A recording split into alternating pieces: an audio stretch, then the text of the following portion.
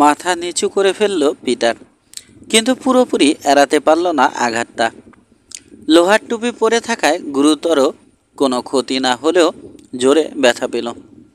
দাঁতে দাঁত চেপে সহ্য করল ব্যথাটা। এক মুহূর্ত দেরি না করে তলোয়ার দিয়ে প্রচণ্ড এক গুঁতো মারল প্রতিপক্ষকে। এবার ডি আগুইলারের ব্রেস্ট প্লেটে আঘাত করল পিটারের তলোয়ারের ফলা। টলে উঠল লোকটা, পিছু হটতে বাধ্য হলো। সুযোগ পেয়ে আবারও লাফ দিল পিটার। কোপ মারার জন্য মাথার উপর তুলে ফেলেছে তলোয়ার, কিন্তু কপাল খারাপ ওর।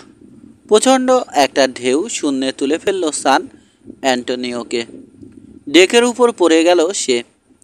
ভেসে যাওয়ার কবল থেকে নিজেকে বাঁচানোর জন্য বা হাতে আঁকড়ে ধরল রেলিংয়ের একটা কোণা। হাতছাড়া করেনি তলোয়ারটা। উঠে দাঁড়ালো সে।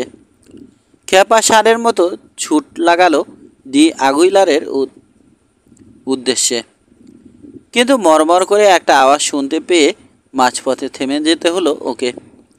চোতের তোড়ে ভেসে গিয়ে একদিকে রেলিংয়ের সঙ্গে জোরে বাড়ি খেয়েছে ডি আগুইলারের ডান হাত। ভেঙে গেছে ওটা, কিন্তু লড়াইয়ের ইচ্ছা যায়নি ওর। তলোয়ারটা বাঁ হাতে নিয়ে উঠে দাঁড়িয়েছিল, মুখোমুখি হয়েছিল পিটারের। মরমর আওয়াজে চমকে উঠল সে। মুখ তুলে তাকালো আওয়াজের উৎসের দিকে। প্রচণ্ড বাতাসের ধাক্কা সহ্য করতে না পেরে ভেঙে গেছে সান অ্যান্টোনিওর প্রধান মাস্তুল। কাটা গাছের মতো খসে পড়ছে ওর এখন। মার্গারেট আর বেটিকে আটকে রাখা হয়েছিল যে কেবিনে, সেটার দরজার উপর আছড়ে পড়ল মাস্তুলটা। দু টুকরো হয়ে গেল দরজার পাল্লা। কাঠের একটা ব্লক আটকানো ছিল মাস্তুলের সঙ্গে, ওটা গিয়ে আছড়ে পড়ল পিটারের মাথার এক পাশে। লোহার টুপির কারণে ওর মাথা বেঁচে গেলেও ঘাড় আর কাঁধে প্রচণ্ড ব্যথা পেল সে। মুহূর্তের মধ্যে জ্ঞান হারিয়ে পড়ে গেল ডেকে। তারপরও তলোয়ারটা ছাড়েনি হাত থেকে। ভাঙা দরজা দিয়ে বেরিয়ে এলো মার্গারেট আর বেটি। চেহারা পাণ্ডুর হয়ে গেছে মার্গারেটের। ভয় পেয়ে গেছে সে। ওদিকে সমানে প্রার্থনা করছে বেটি, তবে কারো কোনো ক্ষতি হয়নি। ছড়িয়ে ছিটিয়ে পড়ে থাকা দড়ি দড়া ধরে সামনে এগোচ্ছে দুজনেই। খসে পড়া মাস্তুলের কারণে ভেঙে গেছে ডেকের একটা অংশ। একদিকে কাত হয়ে গেছে জাহাজটা। পিটারকে দেখতে পেল মার্গারেট। চিত হয়ে পড়ে আছে সে, চেহারা রক্তাক্ত। জাহাজের দুলুনির সঙ্গে তাল রেখে এদিক ওদিক দুলছে ওর সংজ্ঞাহীন দেহটা। কাছেই দাঁড়িয়ে আছে ডি আগুইলার। মার্গারেটকে পিটারের দিকে তাকাতে দেখে বলল, আমি খুন করিনি ওকে। ভেঙে পড়া মাস্তুলের একটা কাঠ গিয়ে লেগেছে ওর মাথায়। কপালে মরণ লেখা ছিল ওর, তাই মারা গেছে। পারলে লোকটার বিদেহী আত্মার জন্য প্রার্থনা করো ঈশ্বরের কাছে। কথাগুলো শুনল মার্গারেট, কিন্তু বুঝেও যেন বুঝতে পারল না ঠিক মতো। কেমন বুনো দৃষ্টিতে তাকাচ্ছে এদিক ওদিক। দেখতে পেল ওর দিকে টলতে টলতে এগিয়ে আসছেন ওর বাবা। আর্তনাদের মতো একটা শব্দ বেরিয়ে এলো ওর মুখ দিয়ে। জ্ঞান হারিয়ে আছড়ে পড়ল সে ওর বাবার বুকে। 12 ফাদার হেনরিক্স। রাতের অন্ধকার নেমে এলো খুব দ্রুত। অনেকক্ষণ ধরেই আকাশের এক কোণায় ঝুলেছিল ভারী একখণ্ড মেঘ। ওটা বিস্তৃত হয়েছে সান অ্যান্টোনিওর আরোহীদের মাথার উপর। একের পর এক বিদ্যুৎ চমক মোহ চিরে দিচ্ছে আকাশটাকে। উধাও হয়ে গেছে ডুবন্ত সূর্যের শেষ আলো। কানে তালা লাগিয়ে বাস পড়ল। শুরু হলো তুমুল ঝড় বৃষ্টি। স্পষ্ট বোঝা যাচ্ছে তীরে পৌঁছানোর আগেই ডুবে যাবে সান অ্যান্টোনিও। হাল ধরার মতো অবস্থায় নেই জাহাজের কোনো নাবিক। জাহাজটা দিকভ্রান্ত হয়ে কোন দিকে এগিয়ে চলেছে তা জানে না তাদের কেউই। তবে সাগরের গভীরতা কমেছে, তার মানে কোনো একটা বন্দরের প্রবেশমুখে হাজির হতে পেরেছে ওরা। বড় একটা পাথরের সঙ্গে বাড়ি খেল সান অ্যান্টোনিও। অজ্ঞান মার্গারেটের উপর ঝুঁকেছিলেন কাস্টেল। প্রচণ্ড ধাক্কায় উড়ে গিয়ে জাহাজের পরিকুটের সঙ্গে বাড়ি খেলেন তিনি। অসাড় হয়ে গেলেন তৎক্ষণাৎ। কারা যেন চিৎকার করে উঠল, জাহাজ ডুবছে। সঙ্গে সঙ্গে কয়েক হাজার গ্যালন সাগর জলে ভেসে গেল সান অ্যান্টোনিওর ডেক। তবে বিশাল কোনো ঢেউয়ের কারণে এত পানি হাজির হয়েছে কিনা দেখে ঠিক বোঝা গেল না। নৌকা নামাও, আবারও চিৎকার করে উঠল কারা যেন, নইলে মরবো আমরা। অন্ধকারের মধ্যেই শোনা গেল কাজ শুরু করে দিয়েছে বেশ কয়েকজন লোক। সমানে এদিক ওদিক দুলছে সান অ্যান্টোনিও। বেশ কিছুক্ষণ পর স্থির হলো। কানে তালা লাগিয়ে বাস পড়ল আরও একবার। সে আলোয় কাস্টেল দেখতে পেলেন অজ্ঞান মার্গারেটকে শক্ত হাতে জড়িয়ে ধরে রেখেছে বেটি। কাস্টেলকে দেখতে পেল বেটিও, চেঁচিয়ে বলল, তাড়াতাড়ি গিয়ে নৌকায় উঠুন। নড়ে উঠলেন কাস্টেল। প্রাণ বাঁচানোর তাগিদ কাজ করছে তার ভিতরে। কিন্তু পিটারের কথা মনে পড়ে গেল তার। সে কি আসলেই মরে গেছে? হয়তো না, হয়তো অজ্ঞান হয়ে পড়ে আছে। ওকে যদি এই অবস্থায় ফেলে চলে যান কাস্টেল, পরে কি জবাব দেবেন মার্গারেটের কাছে? যেখানে পড়ে আছে পিটার, সে জায়গার উদ্দেশ্যে হামাগুড়ি দিয়ে এগোলেন কাস্টেল। কাছেই ছুটন্ত পায়ের আওয়াজ শুনতে পেয়ে থামলেন। হাত বাড়িয়ে সাহায্য প্রার্থনা করলেন অচেনা লোকটার কাছে।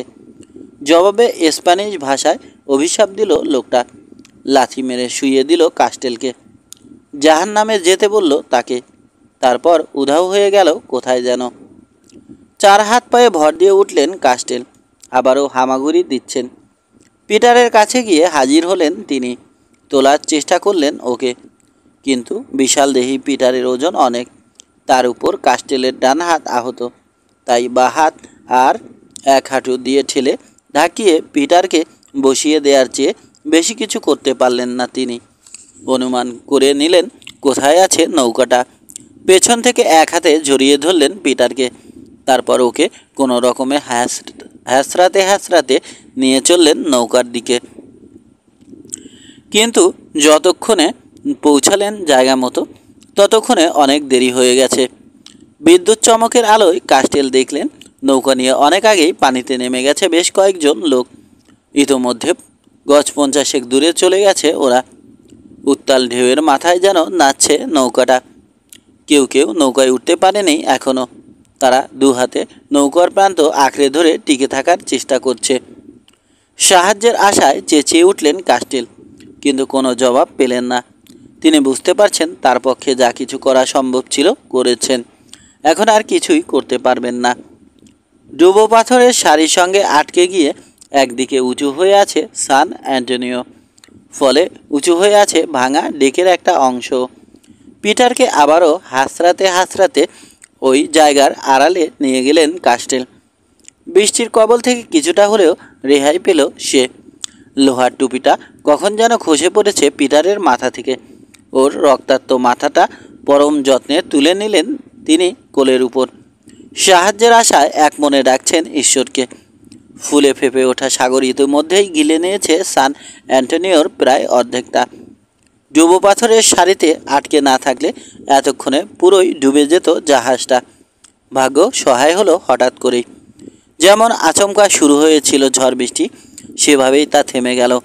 একটা দুটো করে অনেকগুলো তারা দেখা দিল আকাশে। কিছুটা হলেও কমলো অন্ধকার। বাতাস পড়ে যাওয়ায় ঠান্ডাও কমলো অনেকখানি। এখন বরং গরম লাগছে। রাতটা দীর্ঘ মনে হচ্ছে কাস্টেলের কাছে। মনে হচ্ছে এত দীর্ঘ কোনো রাত কখনো অতিবাহিত করেননি তিনি। ঘুমাতে পারলে ভালো লাগতো, কিন্তু মৃত্যু চিন্তায় ঘুম আসছে না। ডান হাতে তীরবিদ্ধ হওয়ার ব্যথাটা ভোগাচ্ছে। আকাশ পাতাল চিন্তা পেয়ে বসলো তাকে। একসময় ঝিমাতে শুরু করলেন। আমরা কি মারা গেছি? প্রশ্নটা শুনে চোখ খুললেন কাস্টেল। দেখলেন পিটার দাঁড়িয়ে আছে তার সামনে। আমাদেরকে কি নরকে ঠাঁই হয়েছে? আবারও জিজ্ঞেস করলো পিটার। না, জবাব দিলেন কাস্টেল। আমরা মরিও নি, নরকেও ঠাঁই হয়নি আমাদের, তবে আমরা মরতে চলেছি। কি ঘটেছিল আমি কিছুই মনে করতে পারছি না, সংক্ষেপে বললেন কাস্টেল। তারপর বললেন, আমার ধারণা মার্গারেট আর বেটিকে নৌকায় উঠিয়ে তীরের উদ্দেশ্যে রওনা হয়েছিল ডি আগুইলার। শেষ পর্যন্ত পৌঁছাতে পেরেছিল কিনা ওরা তীরে জানি না, অন্ধকারের কারণে দেখতে পাইনি। চুপ করে সব শুনল পিটার। তারপর এগিয়ে গেল একদিকের রেলিংয়ের কাছে। দূরে তাকিয়ে কি যেন দেখলো কিছুক্ষণ, তারপর ফিরে এসে বলল, শেষ রাতের কুয়াশায় ঢেকে গেছে চারদিক, কিছুই দেখা যাচ্ছে না। তবে যত দূর মনে হয় সাগর তীর থেকে বেশি দূরে নেই আমরা। চলুন দুজন মিলে খুঁজে দেখি খাওয়ার মতো কিছু পাওয়া যায় কি না জাহাজে। উঠে দাঁড়ালেন কাস্টিল। একভাবে বসে থাকতে থাকতে ঝিঝি ধরে গেছে হাত পায়ে, তাই শরীরটা টান টান করে দূর করার চেষ্টা করলেন অসারতা। বা হাত দিয়ে জড়িয়ে ধরলেন পিটারকে। ওর একটা হাত তুলে নিলেন নিজের কাঁধে। দুজনে জড়াজড়ি করে এগিয়ে চলেছেন জাহাজের পেছন দিকের উদ্দেশ্যে। কাস্টেলের ধারণা মেইন কেবিনটা ওখানেই কোথাও হবে। কিছুক্ষণ খোঁজাখুঁজি করে পেয়ে গেলেন কেবিনটা। ঢুকলেন ভিতরে। যদিও মেইন কেবিন, তারপরেও বেশি বড় না ওটা। তবে ভিতরটা দামি আসবাবপত্রে সুসজ্জিত। একদিকে দেয়ালের সঙ্গে স্ক্রু দিয়ে আটকে দেয়া হয়েছে কাঠ কেটে বানানো একটা ক্রুসিফিক্স। বড় এক টুকরো কেক আর গম দিয়ে বানানো কতগুলো পিঠা পড়ে আছে মেঝেতে। একদিকের একটা র্যাকে দেখা যাচ্ছে মদ আর পানির কয়েকটা বোতল। পিটারকে এক জায়গায় বসিয়ে দিলেন কাস্টেল। তারপর মগ বা ওই জাতীয় কিছু একটা খুঁজতে লাগলেন। পেয়ে গেলেন শিং দিয়ে বানানো একটা মগ। র্যাক থেকে বের করলেন মদের বোতল। কানায় কানায় পূর্ণ করলেন মগটা। তারপর ওটা ধরিয়ে দিলেন পিটারের হাতে। পিপাসার্থের মতো এক চুমুকে সবটুকু মদ খেয়ে ফেলল পিটার। এবার ওই মগে নিজের জন্য মদ ঢাললেন কাস্টেল। খেলেন। ছুরি দিয়ে কেটে কিছুটা কেক আলাদা করে নিলেন তিনি। পিটারের সঙ্গে ভাগাভাগি করে খেলেন। মাথায় প্রচণ্ড ব্যথা পেয়েছে বলে ঠিকমতো চিবাতে পারছে না পিটার, তাই কেকটুকু খেতে কষ্ট হলো ওর। তারপর আরেকটু মদ খেয়ে কাস্টেলের সাহায্যে বেরিয়ে এলো কেবিন থেকে। সময় যত যাচ্ছে কুয়াশার চাদর তত ঘন হচ্ছে। সে চাদর আস্তে আস্তে এগিয়ে আসছে সান অ্যান্টনিওর দিকে। চোখের সামনে থেকে আস্তে আস্তে অদৃশ্য হয়ে যাচ্ছে অনেক কিছু। যে কেবিনে বন্দি করে রাখা হয়েছিল মার্গারেট আর বেটিকে, পিটারকে নিয়ে ঘোরাতে ঘোরাতে সেখানে ঢুকলেন কাস্টেল।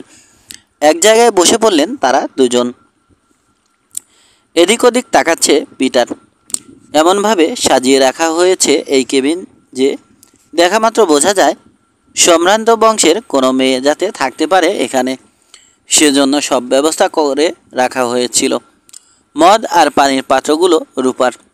একটা ওয়ারড্রোব দেখা যাচ্ছে এক কোনায়। ওটার দেরাজগুলো খোলা। ভিতরে দেখা যাচ্ছে অনেকগুলো সুদৃশ্য গাউন। ডায়েরির মতো একটা বই পাওয়া গেল একটা টেবিলের উপর। ওটার কয়েকটা পাতায় মনের কিছু কথা লিখেছে মার্গারেট। বেশিরভাগই ঈশ্বরের কাছে প্রার্থনা, তিনি যাতে রক্ষা করেন মেয়েটাকে।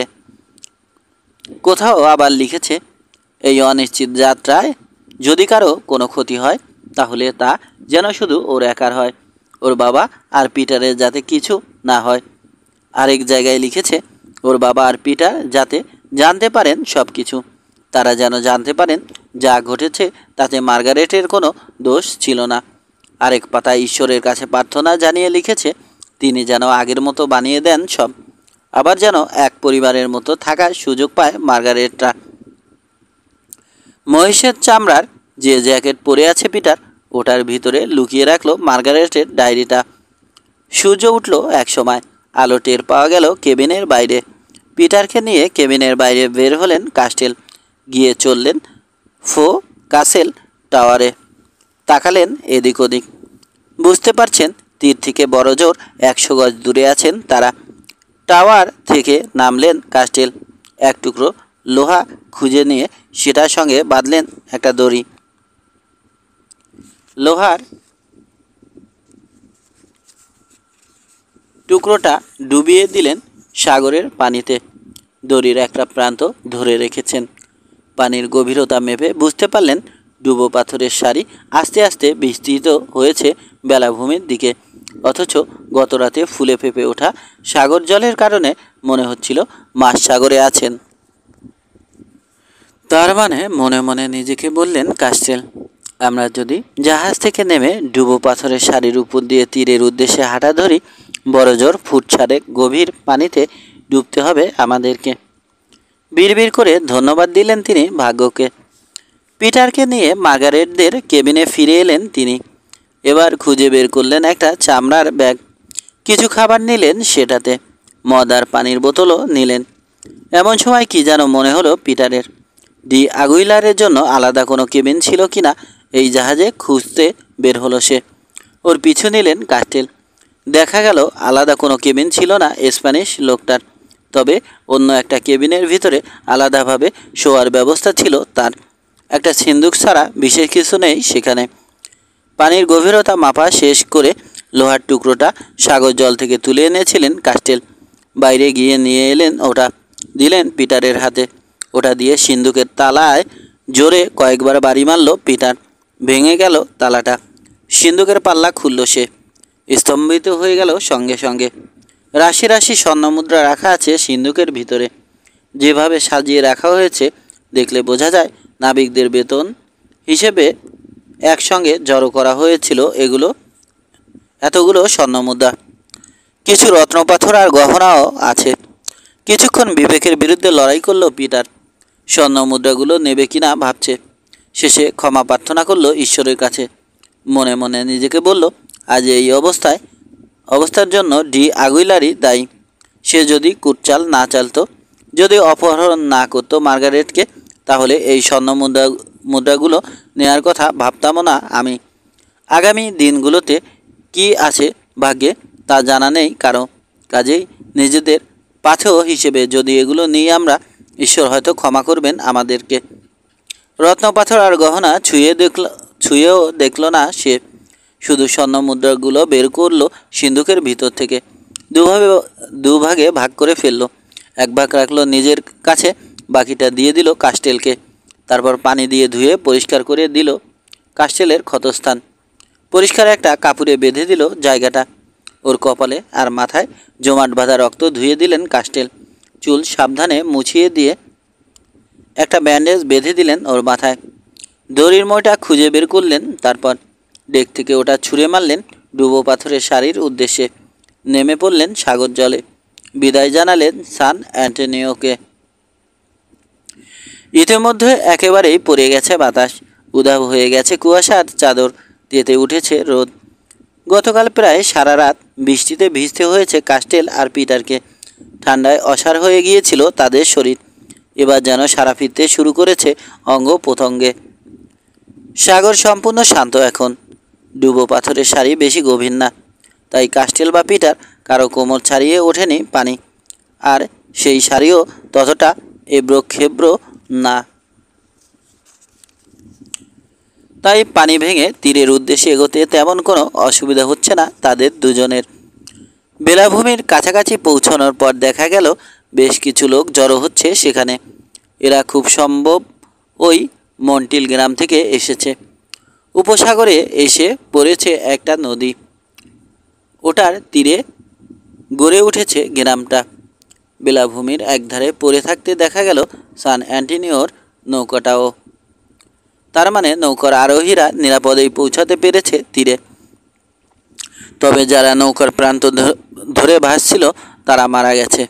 বেলাভূমির এখানে সেখানে পড়ে আছে 5-6 জন স্প্যানিয়ার্ডের লাশ। বেশ কিছুক্ষণ খোঁজাখুঁজি করলো পিটার, কিন্তু বেলাভূমির কোথাও কোনো মেয়ে মানুষের লাশ পেল না। মন্টিলের বাসিন্দারা বুঝে গেছে তীরে কাছেই জাহাজডুবি হয়েছে। কাজেই আস্তে আস্তে জনশূন্য হয়ে যাচ্ছে বেলাভূমি।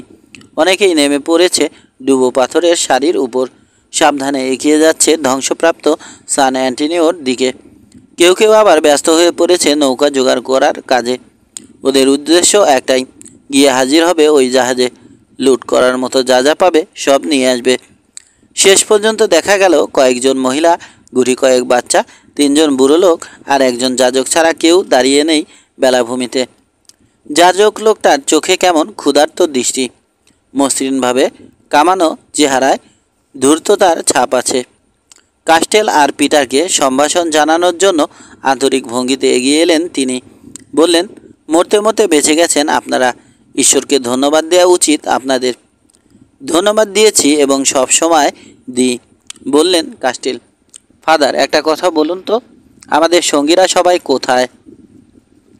বেলাভূমিতে ছড়িয়ে ছিটিয়ে পড়ে থাকা লাশগুলো ইঙ্গিতে দেখালেন ফাদার। আপনাদের কোনো কোনো সঙ্গীকে নিজের কাছে ডেকে নিয়েছেন ঈশ্বর, আর যারা আপনাদের মতো বাঁচতে পেরেছেন তারা দুজন সিনোরাকে নিয়ে ঘন্টা 2-1 আগে রওনা হয়েছে গ্রানাডার উদ্দেশ্যে। তাদের একজনকে চিনতে পেরেছি আমি। চিনতে পেরেছি মানে তার নাম শুনেছিলাম আগে, মার্কুইস অব মোরেলা। যা ঘটেছে জানিয়েছেন তিনি আমাকে। আরও বলেছেন অন্য কেউ নাকি বেঁচে নেই তার জাহাজে। গতকাল রাতে কুয়াশায় ঢেকে গিয়েছিল চারদিক। তীর থেকে সাগরের দিকে তাকিয়ে কিছুই দেখতে পাইনি আমরা, তাই ওই ভদ্রলোকের কথা বিশ্বাস করিনি। কিন্তু এখন আপনাদেরকে দেখে বুঝতে পারছি মার্কুইস অব মোরেলা যা বলেছেন তা সম্পূর্ণ ঠিক না। অবশ্য তাকে দোষ দিচ্ছি না আমি। তাড়াহুড়ো করে জাহাজ ছাড়ার সময় আপনাদের কথা হয়তো মাথায় ছিল না তার। কিভাবে গ্রানাডায় গেছেন তারা, জানতে চাইলেন কাস্টেল। পায়ে হেঁটে? না সিনর, আমাদের গ্রামে যে কটা ঘোড়া আর খচ্চর ছিল সব জোর করে দখল করেছেন তারা। অবশ্য মার্কুইস কথা দিয়েছেন আমাদের সব ঘোড়া আর খচ্চর ফিরিয়ে দেবেন তিনি, উপযুক্ত ভাড়াও দেবেন। তার কথা বিশ্বাস করা ছাড়া উপায় ছিল না আমাদের। ওই সিনোরা দুজনের ব্যাপারে কিছু বলুন ফাদার। তাদেরকে খুব দুঃখিত ও ক্লান্ত দেখাচ্ছিল। খুব কাঁদছিলেন তারা, বারবার মিনতি করছিলেন আমাদের কাছে আমরা যেন যেতে না দিই তাদেরকে, আমরা যেন আমাদের কাছে রেখে দিই তাদেরকে। কিন্তু ওই প্রস্তাবে মোটেও রাজি ছিলেন না মার্কুইস। কড়া গলায় আমাদেরকে ধমক দেন তিনি। দূরে সরে যেতে বাধ্য হই আমরা। এখন ঈশ্বরের কাছে একটাই প্রার্থনা, আমরা যাতে আমাদের ঘোড়া আর খচ্চরগুলো ফেরত পাই। আমরা গরিব মানুষ, ওগুলো যদি ফিরে না পাই তাহলে। কথা শেষ না করে থেমে গেলেন ফাদার। আপনাদের কাছে আর কোনো ঘোড়া বা খচ্চর আছে? যদি থাকে উপযুক্ত মূল্যের বিনিময়ে ওগুলো ভাড়া নিতে রাজি আছি আমরা। মাথা নাড়লেন ফাদার। একটাও নেই, থাকলেও খুব একটা লাভ হতো বলে মনে হয় না। ইঙ্গিতে দেখালেন পিটারের মাথার ব্যান্ডেজ আর কাস্টেলের ডান হাতের পট্টি। আপনাদের যে অবস্থা, ঘোড়ায় চড়তে পারবেন বলে মনে হয় না। এক কাজ করুন, কয়েকটা দিন থাকুন আমাদের গ্রামে, বিশ্রাম নিন। সম্ভব না। যে দুজন সিনোরার কথা বলেছেন তাদের একজন আমার মেয়ে। সে হয়তো ধরেই নিয়েছে জাহাজডুবির কারণে মৃত্যু হয়েছে আমার। আর ইঙ্গিতে দেখালেন পিটারকে। এই লোকের সঙ্গে বিয়ে হওয়ার কথা ছিল হতভাগী মেয়েটার। কৌতূহল দেখা দিল ফাদারের চোখে। তাই যদি হয় তাহলে মার্কুইসের সঙ্গে ওই সিনোরা দুজনের সম্পর্ক কি? পিটারের সঙ্গে মুখ চাওয়াচাওয়ি করলেন কাস্টেল, কিছু বললেন না। প্রশ্নটা জানতে চেয়ে অনধিকার চর্চা করে ফেলিনি তো? আবারও বললেন ফাদার। এবারও মুখ খুললেন না কাস্টেল। ঠিক আছে, যা বুঝবার বুঝে নিলেন ফাদার। আমাদের গ্রামে চলুন, বিশ্রাম নিন। চাইলে ক্ষতস্থানের পরিচর্যাও করাতে পারেন, তারপর না হয় কথা বলা যাবে। ফাদারের সঙ্গে এতক্ষণ স্প্যানিশে কথা বলছিলেন কাস্টেল। এবার ইংরেজিতে পিটারকে বললেন, আমাদের মনে হয় এই ভদ্রলোকের সঙ্গে তাদের গ্রামেই যাওয়া উচিত। কাছে পিঠে কোনো ঘোড়া নেই, থাকলেও কেউ আমাদেরকে ধার দেবে বলে মনে হয় না। আর আমাদের শরীরের যে অবস্থা, পায়ে হেঁটে গ্রানাডার উদ্দেশ্যে রওনা দেওয়াও সম্ভব না আমাদের পক্ষে। মাথা ঝাঁকিয়ে সম্মতি জানালো পিটার। ফাদারের দিকে তাকালেন কাস্টেল। আপনার নামটা বলবেন? একটুখানি হাসি দেখা দিল ফাদারের ঠোঁটের কোণায়। ফ্রে হেনরিক্স। চলুন। রওনা হয়ে গেলেন তারা তিনজন। গ্রামটা একটা অনুচ্চ পাহাড়ের চূড়ায়, বেলাভূমি থেকে মাত্র কয়েকশো কদম দূরে। চূড়ায় দাঁড়িয়ে দুঃসাগরের দিকে তাকালে অনেকখানি দেখা যায়। কাস্টেল দেখলেন সান অ্যান্টনিও লুট করার কাজে গিয়ে যোগ দিয়েছে গ্রামবাসীদের প্রায় সবাই। ওরা বোধহয় ঘোড়া আর খচ্চরগুলোর কথা ভেবে ওই কাজ করছে, বললেন হেনরিক্স। কাজ ঝাঁকালেন। জিজ্ঞাসু দৃষ্টিতে ফাদারের দিকে তাকালেন কাস্টেল।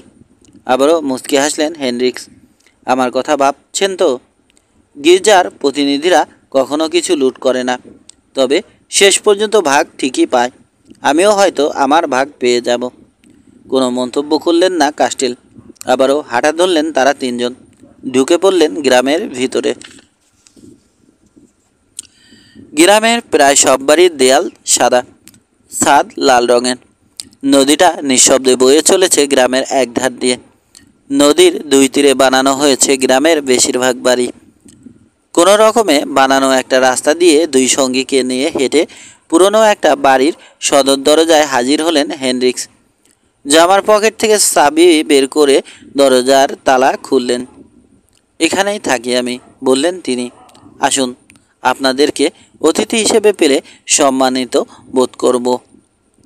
ওই যে গির্জাটা আমার বাড়ি থেকে কাছেই।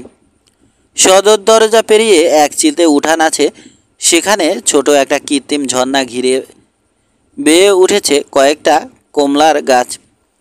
একদিকের দেয়াল ঘেঁষে দাঁড় করিয়ে রাখা হয়েছে বেশ বড় একটা ক্রুসিফিক্স। ওটা পার হওয়ার সময় একটুখানি দাঁড়ালো পিটার, বাও করলো ওটার উদ্দেশ্যে, তারপর সোজা হয়ে দাঁড়িয়ে ক্রুশ করল। কিন্তু কাস্টেল করলেন না কাজটা, এবং ব্যাপারটা খেয়াল করলেন হেনরিক্স। তীক্ষ্ণ দৃষ্টিতে তাকালেন তিনি কাস্টেলের দিকে। আমার ডান হাত আহত, ব্যাখ্যা দেওয়ার ভঙ্গিতে বললেন কাস্টেল। তাছাড়া আগেও বলেছি, আমাদের প্রাণ বাঁচানোর জন্য সবসময় ধন্যবাদ দিয়েছি এবং দিচ্ছি ঈশ্বরকে। মাথা ঝাঁকালেন হেনরিক্স। বুঝতে পারলাম সিনর, আপনারা নতুন এসেছেন এই দেশে। আমাদের ভাষাটাও চমৎকার বলতে পারেন। তারপরও একটা কথা আগেই জানিয়ে রাখি, এখানকার লোকেরা কিন্তু দৃশ্যমান কায়দায় ধন্যবাদ দেয় ঈশ্বর অথবা প্রভু যিশুকে। মনে মনে ধন্যবাদ দেওয়ার পন্থায় আমরা বিশ্বাসী না। এসব ব্যাপারে ইদানিং খুব কঠোর হয়েছেন স্পেনের ধর্ম বিচার সভার পরিচালকরা। তারা, বলা ভালো তাদের গুপ্তচররা, ওসব দৃশ্যমান কায়দা দেখতে পেলেই খুশি হন বেশি। কে আসল ধার্মিক আর কে বকধার্মিক তাতে তেমন কোনো মাথা ব্যথা নেই তাদের। একটা কথা বলি, কিছু মনে করবেন না। ধর্ম বিচার সভার কয়েকটা বিচারে উপস্থিত ছিলাম আমি নিজে।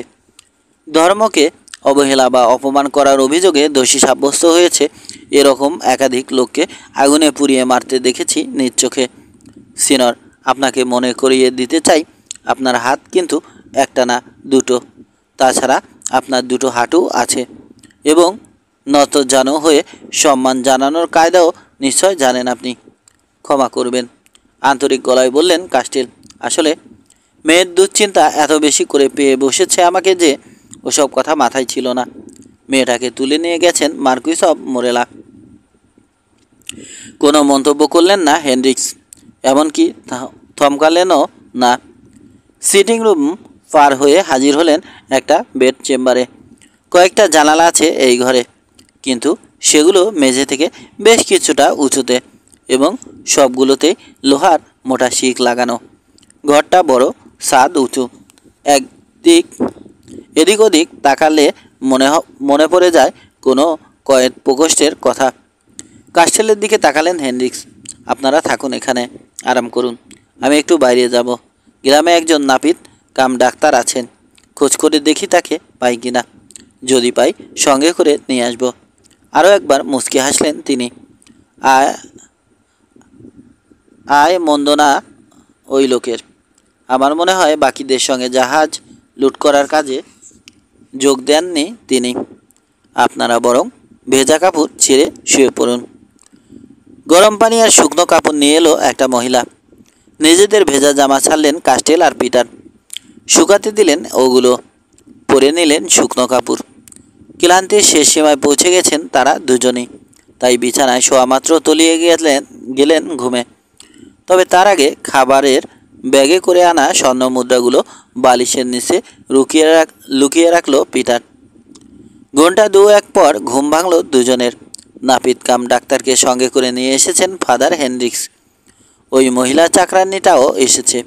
সঙ্গে করে নিয়ে এসেছে কাস্টেল আর পিটারের শুকিয়ে যাওয়া জামা। ডাক্তার লোকটা ভালো মতো দেখলেন পিটারকে। মাথায় তো ব্যথা পেয়েছেই সে, বা কাঁধে আর ঘাড়ের বাঁ দিকেও বেশ চোট লেগেছে ওর। প্রচণ্ড ব্যথার কারণে কালচে হয়ে গেছে ওসব জায়গার কোনো কোনো অংশ, কোথাও আবার ফুলে গেছে। ডাক্তার জানালেন বড় রকমের কোনো ক্ষতি হয়নি পিটারে, নেহাত কপাল গুনে বেঁচে গেছে সে। একটু এদিক ওদিক হলে মৃত্যুও হতে পারত ওর। এখন সময় যত যাবে, যত বেশি বিশ্রাম নিতে পারবে পিটার, তত তাড়াতাড়ি সুস্থ হয়ে ওঠার সম্ভাবনা আছে। ওর শরীরের কোনো হাড় ভাঙেনি, ফলে টুকটাক কাজ করতে পারবে। ব্যান্ডেজ খুলে নিলেন তিনি পিটারের। ব্যথানাশক এক জাতের মলম লাগিয়ে দিলেন ক্ষত স্থানগুলোতে। তারপর নতুন আর পরিষ্কার কাপড় দিয়ে পট্টি বেঁধে দিলেন। কাজ শেষে ঘুরলেন কাস্টেলের দিকে। পরীক্ষা করলেন তার ডান বাহুর ক্ষতস্থান।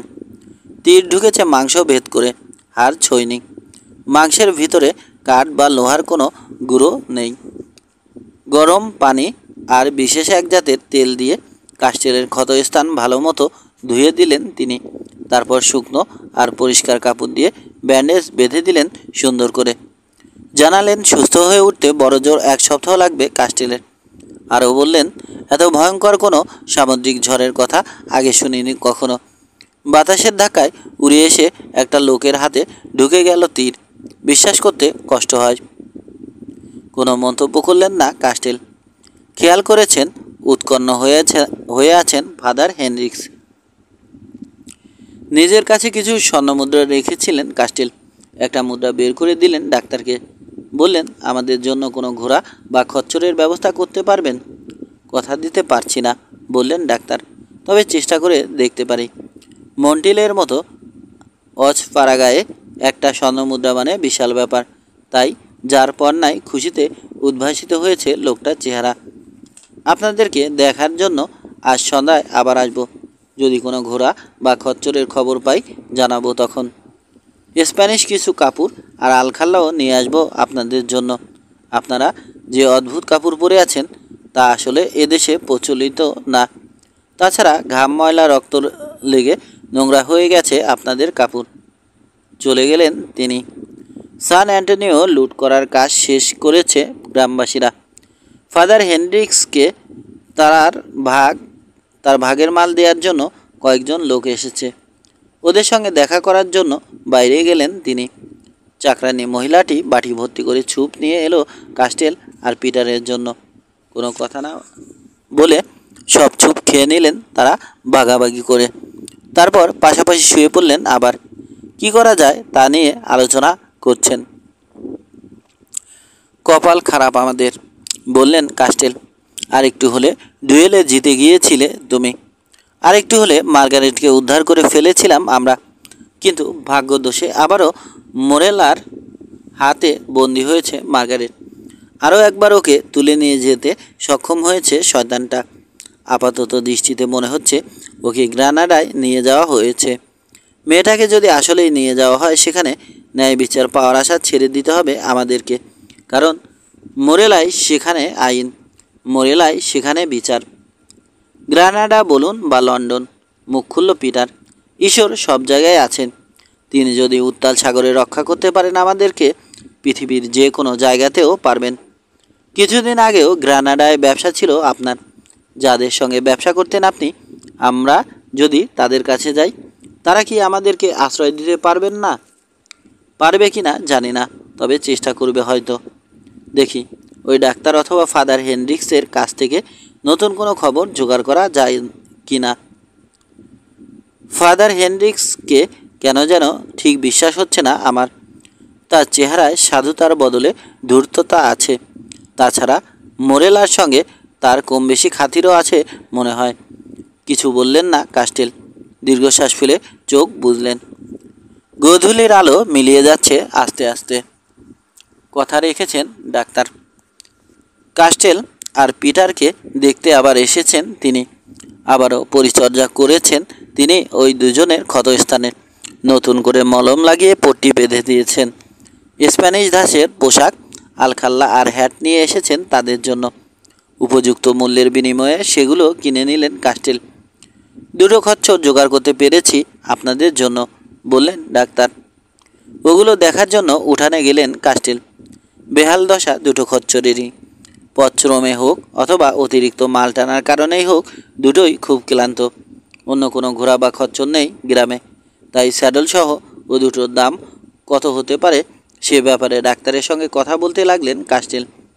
ডাক্তার লোকটা ঝোপ বুঝে কোপ মারতে জানেন। খচ্চর দুটোর বিনিময়ে উপযুক্ত মূল্যের চেয়ে বেশি আদায় করলেন তিনি কাস্টেলের কাছ থেকে। জানালেন কাস্টেলরা যেহেতু আজ রাতেই রওনা দিতে পারছেন না, সেহেতু খচ্চর দুটোকে একটা রাতের জন্য নিজের কাছে রেখে খাওয়াতে হবে তাকে। কাজেই সে বাবদ আরও কিছু টাকা নিলেন। সবশেষে বললেন, দেখি ভালো একজন পথ প্রদর্শক জোগাড় করতে পারি কিনা আপনাদের জন্য। আপনাদেরকে পথ দেখিয়ে গ্রানাডায় নিয়ে যাবে সে। লোকটাকে মার্কুইস অফ মোরেলা আর ব্যাপারে টুকটাক কিছু কথা জিজ্ঞেস করলেন কাস্টেল, কিন্তু ফ্রে হেনরিক্সের পদ্ধতি অবলম্বন করলেন ওই লোক। কুলুপ এঁটে থাকলেন মুখে, একটা প্রশ্নেরও জবাব দিলেন না। শুধু বললেন, অত বড় মাপের কোনো মানুষ সম্বন্ধে কিছু বলা অথবা কোনো মন্তব্য করা আমার মতো গরিব মানুষের পক্ষে উচিত না। তাছাড়া আপনারা তো গ্রানাডায় যাচ্ছেনই, সেখানে গেলেই অনেক কিছু জানতে পারবেন মার্কুইস অফ মোরেলা সম্পর্কে। বিদায় নিয়ে চলে গেলেন তিনি। যাওয়ার আগে কিছু ওষুধ দিয়ে গেলেন কাস্টেল আর পিটারকে। কিছুক্ষণ পর হাজির হলেন ফাদার হেনরিক্স। বেশ খুশি দেখাচ্ছে তাকে, কারণ জিজ্ঞেস করলেন কাস্টেল। জবাবে ফাদার জানালেন, ধ্বংসপ্রাপ্ত জাহাজটার একটা ভাঙা সিন্ধুকের ভিতর থেকে কিছু রত্নপাথর পাওয়া গেছে। ওগুলোর ভাগ পেয়েছেন তিনি। তার ধারণা অনেক স্বর্ণমুদ্রা ছিল ওই সিন্ধুকে, কিন্তু কে বা কারা যেন লুট করেছে ওসব। প্রে হেনরিক্সের আফসোস দেখে কাস্টেল বুঝলেন লোকটা যাজক হওয়ার পরও ভীষণ অর্থলোভী। শঙ্কিত হয়ে উঠলেন তিনি। ফাদার যদি টের পান স্বর্ণমুদ্রাগুলো কাস্টেলদের কাছে আছে, তাহলে আসুন সাপারটা সেরে নেই। ফাদারের আহ্বানে বাস্তবে ফিরলেন কাস্টেল। তবে আগেই বলে রাখি, আমার বাসায় মদ নেই, খাই না। পানীয় হিসেবে পানি ছাড়া আর কিছু দিতে পারবো না আপনাদেরকে। সাপারের সময় খাবারের থলেতে করে আনা মদের বোতলটা বের করলেন কাস্টেল, কিন্তু নিজে খেলেন না একটু মদও। পিটারকেও খেতে দিলেন না, বরং কৌশলে বেশ কিছুটা মদ খাইয়ে দিলেন ফাদারকে। অভ্যাস নেই ফাদারের, তাই মদ পেটে পড়া মাত্র প্রফুল্ল হয়ে উঠলেন তিনি। মুখের লাগাম আলগা হয়ে গেল তার। তাকে মার্কুইস অফ মোরেলার ব্যাপারে বিভিন্ন প্রশ্ন জিজ্ঞেস করে জবাব জেনে নিতে এবার আর অসুবিধে হলো না কাস্টেলের। অতিরিক্ত মদ্যপানের ফলে নিস্তেজ হয়ে গেলেন ফাদার একসময়। খাওয়ার টেবিলেই মাথা রেখে ঘুমিয়ে পড়লেন।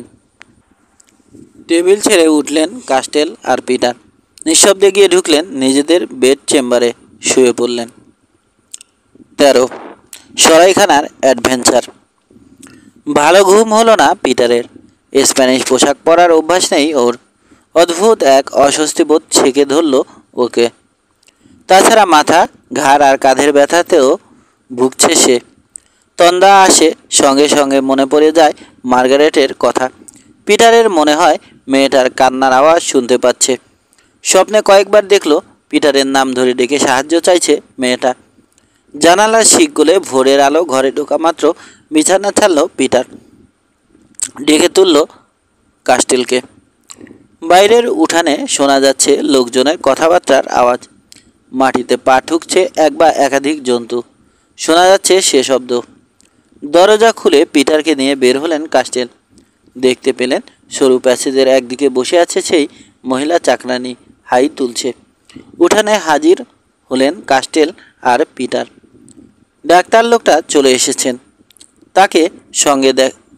তার সঙ্গে দেখা যাচ্ছে এক চোখ অন্ধ এক যুবককে। সওয়ার হয়েছে একটা পনির পিঠে। আপনাদের পথ প্রদর্শক। যুবকের সঙ্গে কাস্টেলকে পরিচয় করিয়ে দিলেন ডাক্তার। আপনাদেরকে গ্রানাডা পর্যন্ত নিয়ে যাবে সে। গোছগাছ আর নাস্তা সেরে নিলেন কাস্টেল আর পিটার। ফাদার হেনরিক্সের কোনো খবর নেই। তাকে বিদায় না জানিয়েই রওনা দেওয়ার সিদ্ধান্ত নিলেন কাস্টেল। তবে যাওয়ার আগে কয়েকটা স্বর্ণমুদ্রা ধরিয়ে দিলেন ওই চাকরানির হাতে। বললেন, একটা মুদ্রা তোমার জন্য, বাকিগুলো দিয়েও তোমার মনিবকে বলো যে উপকার করেছেন তিনি আমাদের, তার বিনিময়ে এখানকার গির্জার জন্য সামান্য কিছু দিয়ে গেলাম। আর কিছু না বলে সওয়ার হলেন খচ্চরের পিঠে। পিটারও তাই করল। পনির পিঠে সওয়ার হওয়া পথ প্রদর্শক যুবক ততক্ষণে রওনা হয়ে গেছে। ওর পিছু নিলেন কাস্টেল আর পিটার। গ্রামের সীমানা ছাড়িয়ে আসতে বেশি সময় লাগলো না। পাথুরে একটা পথ ধরে এগিয়ে চলেছেন তারা তিনজন। খচ্চর দুটোর অবস্থা এখনও সুবিধার না, বিশেষ করে পিটার, যেটার পিঠে সওয়ার হয়েছে সেটার সমানে খোরাচ্ছে ওঠা। গ্রানাডায় পৌঁছতে কতক্ষণ লাগবে? পথ প্রদর্শক যুবককে স্প্যানিশ ভাষায় জিজ্ঞেস করলেন কাস্টেল। কে জানে, কাজ ঝাঁকালো যুবক। ঈশ্বরের ইচ্ছার উপর নির্ভর করছে ব্যাপারটা। ঘণ্টাখানেক পর একই প্রশ্ন আবারও জিজ্ঞেস করলেন কাস্টেল।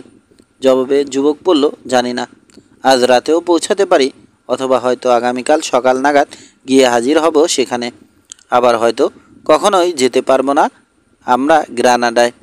ডাকাতের উপদ্রব আছে এই এলাকায়, তাদের হাতে যদি প্রাণ নাও হারাই বন্দী হওয়ার সম্ভাবনা আছে। তোমার মনে যদি কোনো দুর্ভিসন্ধি থেকে থাকে, ভাঙা ভাঙা স্প্যানিশে কঠোর গলায় বলল পিটার, অথবা আমরা যদি টের পাই ওই ডাকাতদের সঙ্গে হাত মিলিয়েছ তুমি, দুবার আলতো চাপ্পড় মারল নিজের তলোয়ারের হাতলে, তাহলে বুঝতেই পারছো কী পরিণতি হবে তোমার। স্প্যানিশ ভাষায় বিড়বিড় করে অভিশাপ দিল যুবক। ঘুরিয়ে নিল পনির মুখ। ভাবখানা এমন, এখনই ফিরতি পথ ধরবে মন্টিলের উদ্দেশ্যে। কিন্তু কী ভেবে মত পরিবর্তন করলো। আবারও ঘুরিয়ে নিল পনির মুখ। ছোটালো ওটা।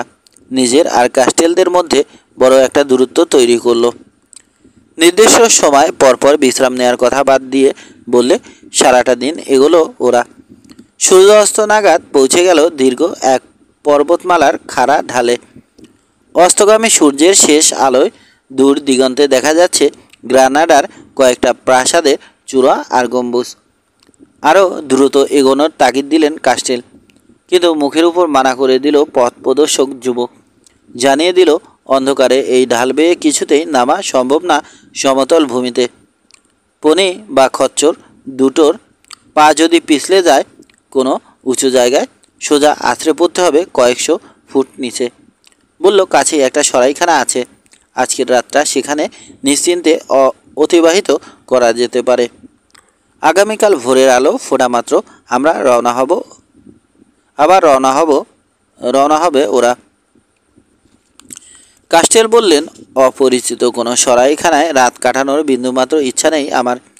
একটা রাতেরই তো ব্যাপার। আমরা না হয় এখানেই কোথাও ক্যাম্প করে নিই। আমাদের সঙ্গে খাবার বলতে যা কিছু ছিল সব শেষ হয়ে গেছে। পথ প্রদর্শক যুবকের কণ্ঠে প্রতিবাদের সুর।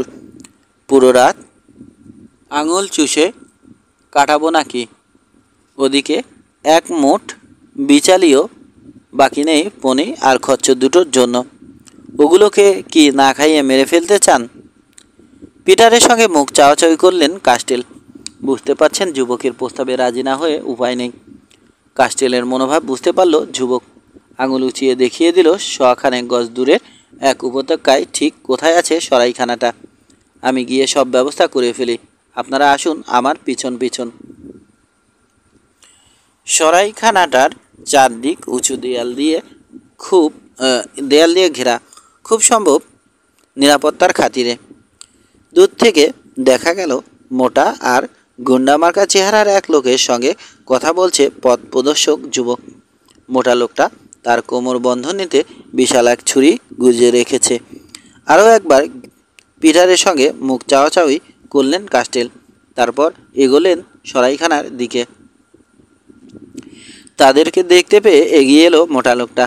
কাছে এসে বাউ করল, বলল, আমি এই সরাইখানার মালিক। শুনলাম আপনারা নাকি আজ রাতটা কাটাবেন আমার এখানে।